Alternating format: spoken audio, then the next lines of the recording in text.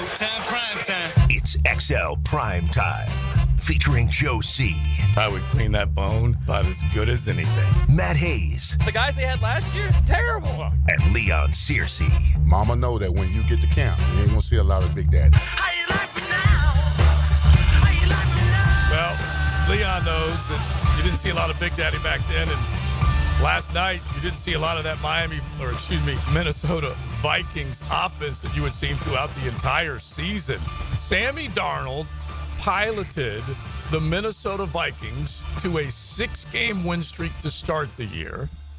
They lost 2, and then they went on an 8-gamer before losing late to the Detroit Lions. Yet, what we have seen in the last couple of weeks tells the tale.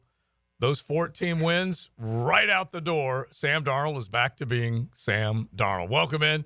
It is a Tuesday XL Primetime. We're going to look back at that game last night, look at the entire wild card weekend as a whole now that it's all in the books, and then start looking to the divisional round. We got Big Searcy, Matty, and our head coach, Coach Campo, hanging out with us today. You comparing me to Matt Darnold? I did. No, I thought he said Matt Campbell. I started to say Matt Campo. I'm like, wait a minute. I can't go there. It sounded like Matt Campbell. I was going to say, wow, the Iowa State coach is in here. All right. Actually, did Matt Campbell did they request the Chicago Bears to maybe interview him in the very beginning?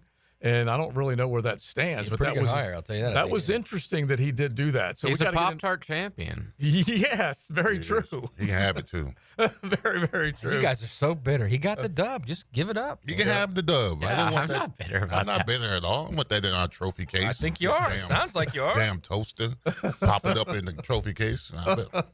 All right, so we're going to look back at last night, but Coach is going to hang out with us. We're going to talk about the coaching search here and what's going on everywhere else. Robert Saleh, one of the more recent ones that has been interviewed. He is a guy that definitely has a Jaguar past and is back, at least in the interview setting for possible head coaching duties here. And we'll see where else he's going to be.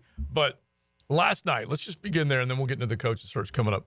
How impressed were you guys with the way the defense of the L.A. Rams played last night? Because everyone thought Minnesota's defense is going to be the one that's going to tell the tale on how this game's going to go. Holy smokes, the Rams defense. 9 sacks, bro. Yeah. I mean, they were coming from all angles. I mean, if the front four wouldn't beat you, you had corners coming off the hashes, coming on.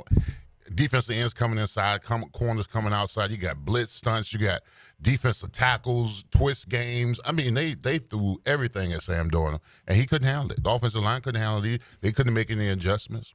And Sam Darnold, something told me to get off the train. I was a believer. Mm-hmm. I got off the train just in time.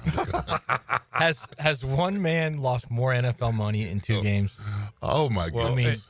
I mean, he went from possibly earning $35 million annually. Yes. $40 million, something like that. $40 million annually to maybe 8 or 10 right now. If you use Daniel Jones and Baker Mayfield as examples, Baker on the low end, they said he looked good in 23. So let's give him some money. Let's not give him a ton of money.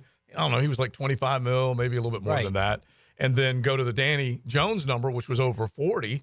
Yeah, Sammy probably would have been somewhere in the middle of that. What was it? The second to the last home game?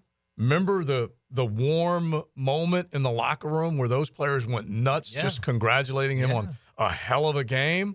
And then look where he's at. That was the beginning of the end when they did that. He'll always have that. Yeah, exactly. He will. He will. But it was that ghost-like look last night, was it not, Coach? He was seeing ghosts.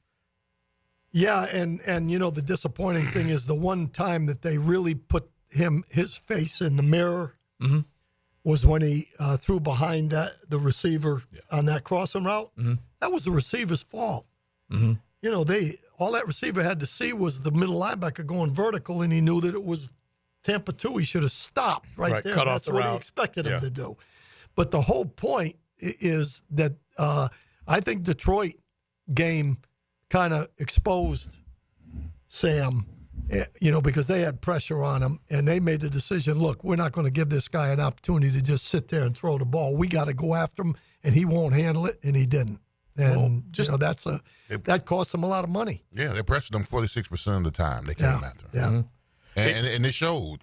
And that's another reason why the postseason is a little different than the regular season. Now, don't get me wrong. Detroit exposed Sam Darnold for what he was. And then what you do as a coordinator, you watch that film of Detroit, and then you take it into the postseason. Yeah.